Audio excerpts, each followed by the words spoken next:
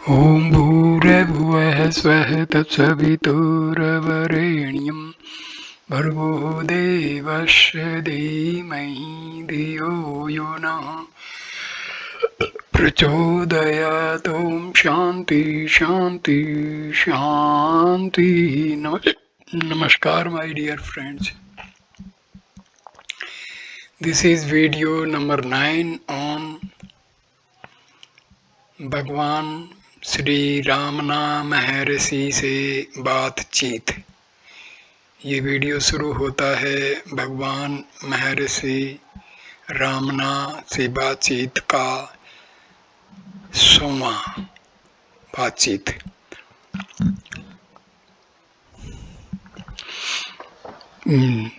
तदुपरांत महर्षि ने कैवल्य से कुछ श्लोक उद्धृत कर समझाया। कै परमात्मा पूर्ण ज्ञान साक्षी सब प्रकाशित केंद्र हृदय आत्मा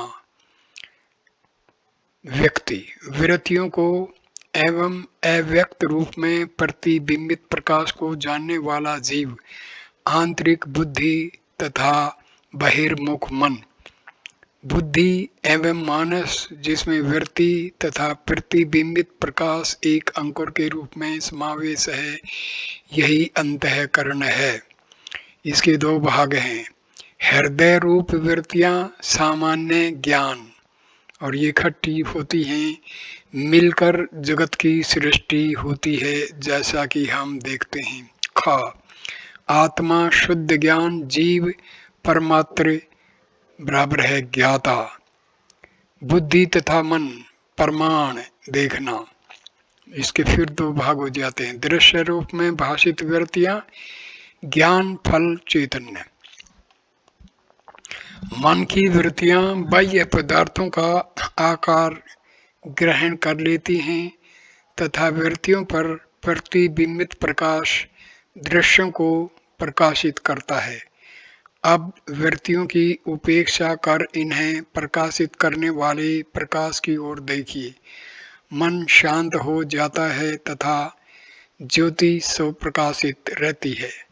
तरंगित मन अर्थात वह मन जो राजस बराबर है सक्रियता एवं तामस बराबर है अंधकार से मुक्त है को सामान्यतया मन की संज्ञा दी जाती है। राजस एवं तामस से रहित होकर मन शुद्धता स्वप्रकाशित है। यही आत्म साक्षात्कार है। इस कारण मन उसका साधन है। ग शुद्ध चैतन्य शाश्वत अथवा नित्य शुद्ध साक्षी बराबर है अंतःकरण जमा प्रतिबिंबित प्रकाश जीव परमात्र। आगे बढ़ता है। प्रकाश सहित वृत्तियां परमेय कहलाती हैं। बराबर है जानी हुई इनमें पदार्थ स्थूल हैं तथा प्रकाश फल चैतन्य कहा जाता है। घ जीव में अंतःकरण के अंश इस प्रकार हैं। सत्व ज्ञान प्रकाश, राजस मन की वृत्तियां बुद्धि मन, तामस स्थूल प्रकाश जगत। इस प्रकार ब्रह्मांड है। विश्वस्य मन शाश्वत सत्ता।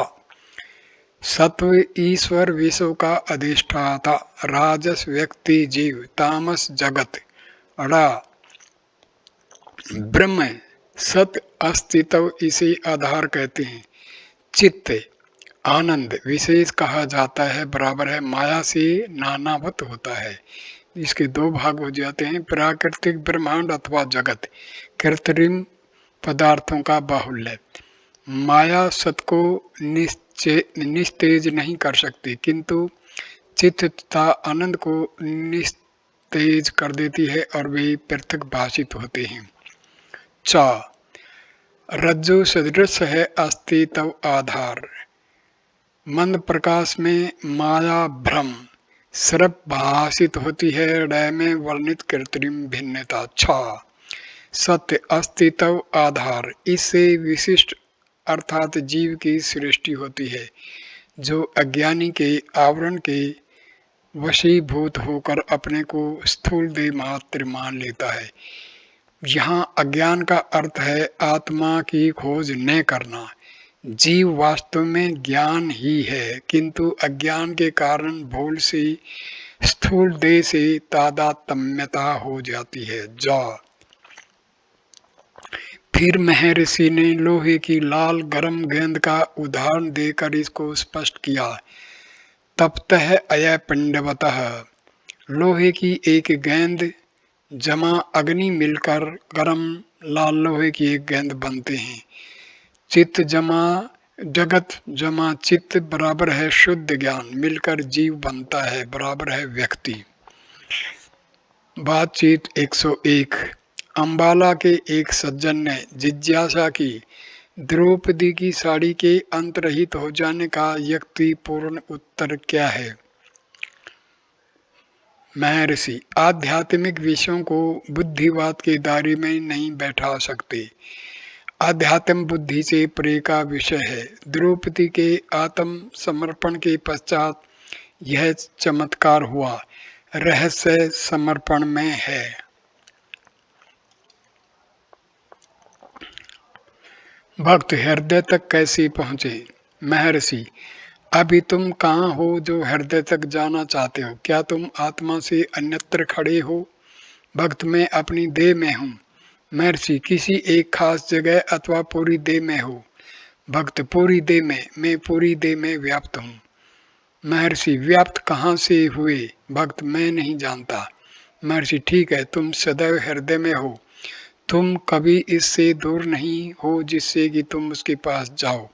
विचार करो, तुम गहन निद्रा में तथा जागृति में कैसे हो? ये अवस्थाएं भी तुम्हारी नहीं हैं, वे अहंकार की अवस्थाएं हैं। चैतन्य सदैव वही तथा अपरिवर्तित रहता है। भक्त प्रश्न करता है, मैं समझ तो गया किंतु मैं ऐसा अनुभव नहीं करता। महर्षि, यह अज्ञान किसको है, इसे मालूम करो। भक्त, यह सब बहुत कठिन है। महर्षि, कठिन का विचार भी भूल है। इससे तुम्हें अपने लक्ष्य की प्राप्ति में सहायता नहीं मिलेगी। मेरा प्रश्न अब भी यही है, किसे कठिन प्रतीत होता है? भक्त, मैं देख रहा हूँ कि मैं के समीप आ रहा हूँ। महर्षि, चूंकि तुम सदैव वही हो तथा उससे दूर कभी नहीं जाते, आत्म भाव से रहने के समान सरल कुछ भी नहीं है। इसके लिए किसी प्रयास अथवा सहायता की आवश्यकता नहीं है। केवल भ्रांत तादात्म्य की विपरीत भावना को त्याग अपनी नित्य स्वाभाविक एवं सहज अवस्था में रहना है। 102वीं बातचीत। अगले दिन वह फिर एक प्रार्थना लेकर आया। उसने कहा, ऐसा कहते हैं कि गुरु से बोध लेना आवश्यक है, केवल पुस्तक अध्ययन ही पर्याप्त नहीं है। मैंने बहुत से ग्रंथ पढ़े किंतु उनके पढ़ने से व्यावहारिक लाभ नहीं हुआ। कृपया मुझे बताएं मैं क्या करूं, मैं उसे किस प्रकार करूं, किस समय और कहां करूं आदि। महर्षि मौन रहे। उनके मौन का यह भाव प्रतीत हुआ, इसी अक्षण यही शांत और निश्चल हो जाओ, बस इतना ही। किंतु जिज्ञासु यह भाव ग्रहण नहीं कर सका। वह कुछ निश्चित आदेश चाहता था। 103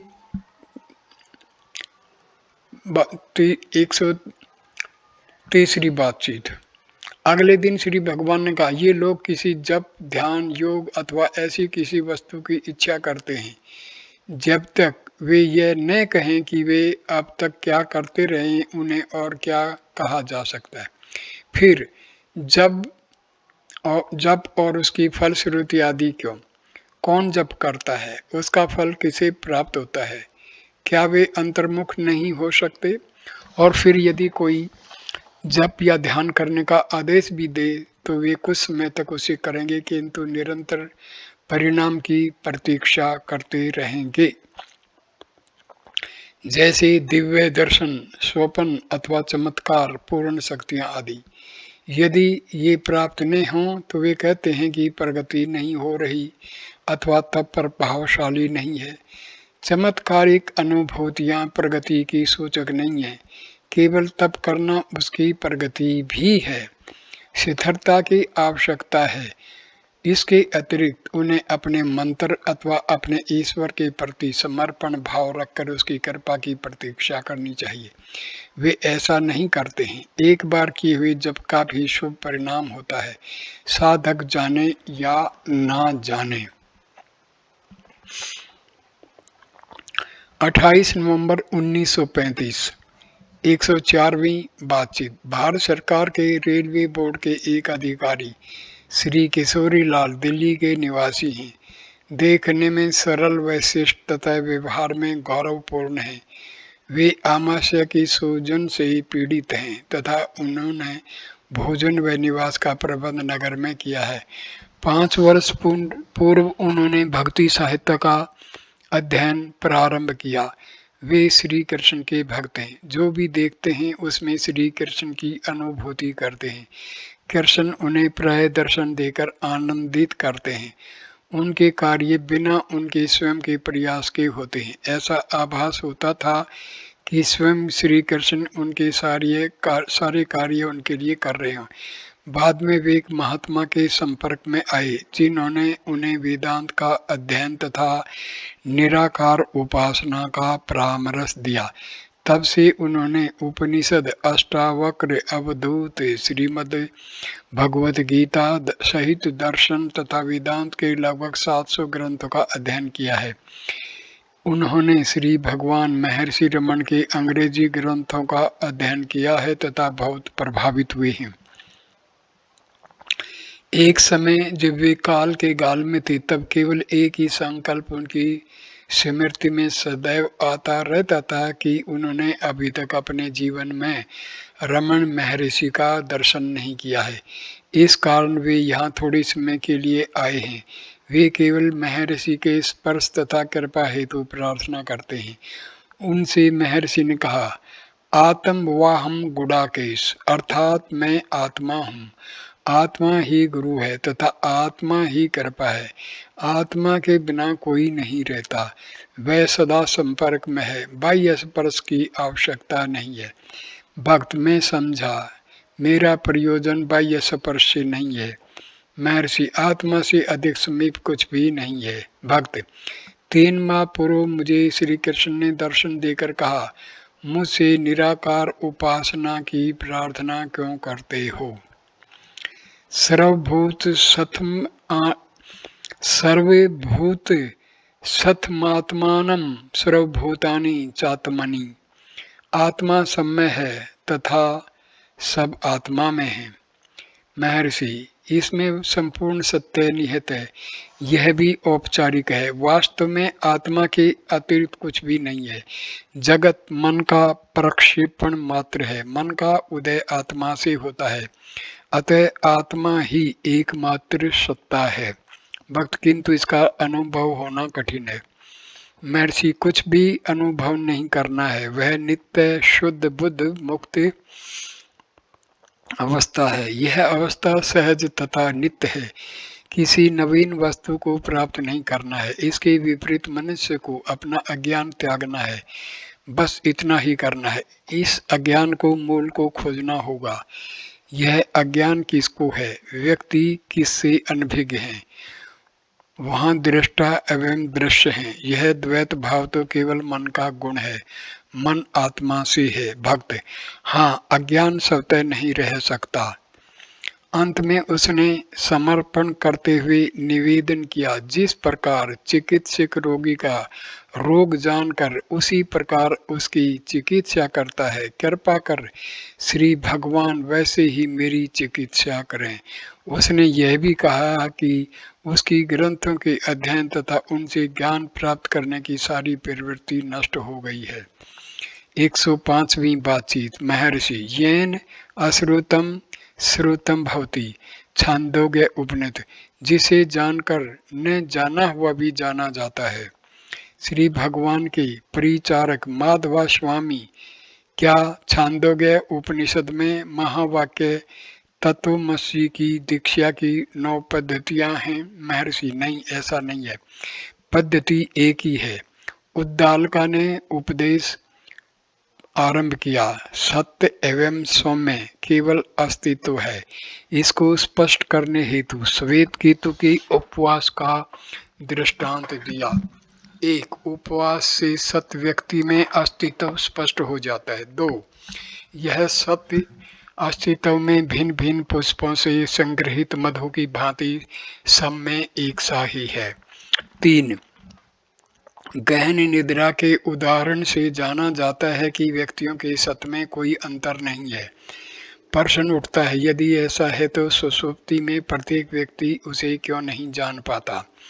चौथा, क्योंकि वहाँ व्यक्ति तब नहीं रहता, वहाँ केवल सत्य ही रहता है। उदाहरणार्थ, सरिताएं सागर में विलीन हो जाती हैं, यदि विलीन होती हैं तो क्या वहाँ से सत्य है। पांचवा, निश्चय है, जैसे वृक्ष को त्रासने से वह पुण्य उगता है, यह उसकी जीवनी शक्ति का निश्चित प्रमाण है, किंतु क्या यह शक्ति उस सुषुप्ति अवस्था में भी विद्यमान रहती है। छठा,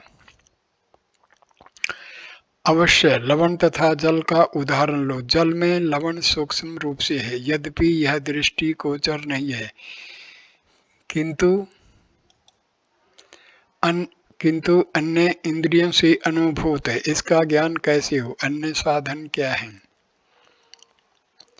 सातवां, खोज से जिस प्रकार गांधार वन में भूला हुआ व्यक्ति घर तक पुनः आ गया। आठवां, विकास और संकोच में व्यक्त एवं अव्यक्त में केवल सत्य की ही सत्ता है। तेज है परश्याम देवतायम, प्रकाश ब्रह्म में लीन हो जाता है। नौवां, अग्नि परीक्षा में दोषी पीड़िता हो जाता है, अग्नि उसके दोष को प्रकट कर देती है। सरलता स्वतः प्रकट है, सत्य पुरुष तथा आत्मज्ञानी पुरुष प्रसन्न रहता है, उस पर दृश्य प्रपंच का अर्थात जगत जन्म मृत्यु आदि का प्रभाव नहीं पड़ता, जबकि कपटी तथा अज्ञानी व्यक्ति दुखी रहता है। 29 नवंबर 1935, 106 बातचीत। स्वामी योगानंद 4 अन्य व्यक्तियों के साथ प्रातः 9 बजे आए। उनका व्यक्तित्व महान है, किंतु कोमल तथा सुव्यवस्थित है, कंधों तक लहराती श्याम केश राशि है। मंडली ने दोपहर का भोजन आश्रम में किया। उनके सचिव श्री आर राइट ने प्रश्न किया, मैं ईश्वर का साक्षात कैसे कर सकूंगा। महर्षि, ईश्वर अज्ञात सत्ता है, इसके अतिरिक्त वह बाह्य है, जबकि आत्मा सदैव तुम्हारे साथ है तथा वह तुम हो। जो तुम्हारे अंतर में है उसे छोड़कर जो बाह्य है उसकी तलाश क्यों। भक्त, फिर यह आत्मा है क्या। महर्षि, आत्मा से सब परिचित हैं, किंतु स्पष्टतया नहीं। तुम्हारा अस्तित्व सदा ही है, अस्तित्व ही आत्मा है। अहम मैं हूँ ईश्वर का नाम है। ईश्वर की जितनी भी परिभाषाएं हैं उनमें बाइबल के इस कथन से श्रेष्ठ अन्य कोई नहीं है, I am that I am. Bible के एक्सोडस चैप्टर 3 में है, मैं हूँ वही मैं हूँ।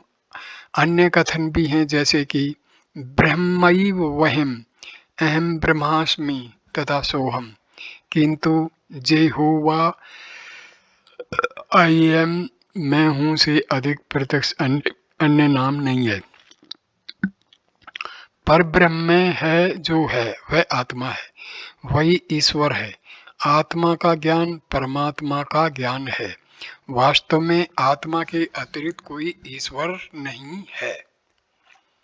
भक्ति, शुभ अशुभ क्यों है। महर्षि, ये तुलनात्मक शब्द हैं, शुभ अशुभ का दृष्टा होना आवश्यक है। यह दृष्टा ही अहंकार है। अहंकार के स्रोत को खोजो, वह आत्मा में समाप्त होता है। अहंकार का स्रोत ईश्वर है। ईश्वर की यह परिभाषा कदाचित तुम्हारे लिए अधिक स्पष्ट व सुलभ होगी। भक्त ऐसा ही है। आनंद की प्राप्ति कैसे हो? महर्षि, आनंद कोई प्राप्त करने की वस्तु नहीं है, इसके विपरीत तुम निरंतर आनंद हो। आनंद की इच्छा अपूर्णता के भाव से उत्पन्न होती है। यह अपूर्णता का भाव किसको है? खोजो। गहन निद्रा में तुम सानंद थे, अब तुम वैसे नहीं हो। उस आनंद तथा अब की निरा आनंद अवस्था के मध्य कौन सी बाधा है? वह बाधा अहंकार है। उसके मूल को खोजो और जान लो कि तुम आनंद हो। कुछ नवीन प्राप्त करना नहीं है, इसके अतिरिक्त तुम्हें तो केवल उस अज्ञान से बचना है जिससे तुम समझते हो कि तुम आनंद से अन्यथा हो। यह अज्ञान किसको है? यह अहंकार को है। अहंकार के मूल को खोजो, तब अहंकार नष्ट हो जाएगा एवं आनंद ही रहेगा। वह नित्य है, तुम वही हो। यही और अभी सारे संशयों के निवारण के लिए यही सर्वोत्तम उपाय है। संशय मन में उदय होते हैं। मन की उत्पत्ति अहंकार से है, अहंकार आत्मा से उदय होता है। अहंकार के स्रोत को खोजो तो आत्मा प्रकट होगी, केवल उसी की सत्ता है। जगत आत्मा का ही विराट रूप है, यह आत्मा से भिन्न नहीं है। भक्त, जीवन का सर्वश्रेष्ठ मार्ग क्या है? महर्षि, व्यक्ति ज्ञानी है अथवा अज्ञानी, उसके अनुसार भेद होगा। ज्ञानी की दृष्टि में आत्मा से परे अथवा भिन्न कुछ भी नहीं है, सब आत्मा में है। यह अनुमान मिथ्या है कि जगत है, उसमें एक शरीर है तथा उस शरीर में तुम निवास करते हो। यदि सत्य जान लिया जाए तो जगत तथा उसके परे जो भी है वह केवल आत्मा में ही प्रतीत होगा। व्यक्ति की दृष्टि के अनुसार भिन्न दृष्टिकोण होता है। दृष्टि चक्षु से है, नेत्र कहीं एक केंद्र में स्थित होंगे। यदि तुम स्थूल नेत्रों से देख रहे हो, तुमको दूसरे भी स्थूल देखेंगे। यदि सूक्ष्म दृष्टि अथवा मन से देखोगे तो दूसरे भी सूक्ष्म देखेंगे। यदि नेत्र आत्मा हो जाएं तो आत्मा के निस्सीम होने के कारण नेत्र भी निस्सीम हो जाएंगे। आत्मा से भिन्न दिखने को अन्य कुछ भी नहीं है। उन्होंने महर्षि के प्रति कृतज्ञता प्रकट की। उन्हें बताया गया कि कृतज्ञता ज्ञापन करने का सर्वश्रेष्ठ मार्ग सदैव आत्म भाव में रहना है। 107वीं बातचीत। इसके बाद योगी ने पूछा, जनता की आध्यात्मिक प्रगति कैसे हो सकती है? उनको क्या निर्देश दिए जाएं? महर्षि, यह व्यक्तियों के स्वभाव तथा उनके मन की आध्यात्मिक परिपक्वता के अनुसार भिन्न होगा। सबके लिए सामान्य निर्देश नहीं हो सकता। भगत, ईश्वर जगत में कष्ट क्यों कर होने देता है? क्या उसे अपनी सर्व सामर्थ्य से उसका उन्मूलन एक ही बार में कर देना तथा सर्वसाधारण को ईश्वर का साक्षात सुलभ कर देना उचित नहीं? महर्षि, कष्ट ईश्वर के साक्षात का मार्ग है। भक्त, क्या उसे अन्य व्यवस्था करना उचित नहीं? महर्षि, यही मार्ग है। क्या तुम योग धर्म आदि दुख के उपचार हैं? महर्षि, वे दुख पर विजय पाने में सहायता करते हैं। भक्त, दुख क्यों है? महर्षि, कौन दुख भोगता है? दुख क्या है? कोई उत्तर नहीं। अंत में योगी खड़े हुए अपने निजी कार्य हेतु महर्षि के आशीर्वाद के लिए प्रार्थना की एवं इतना शीघ्र वापस जाने पर अत्यधिक खेद प्रकट किया। वे अत्यंत सरल, श्रद्धावान एवं भावुक भी प्रतीत हो रहे थे। इस वीडियो को मैं यहीं पर समाप्त करता हूँ। अगला वीडियो 108वीं बातचीत से शुरू होगा। नमस्कार मेरे प्यारे दोस्तों।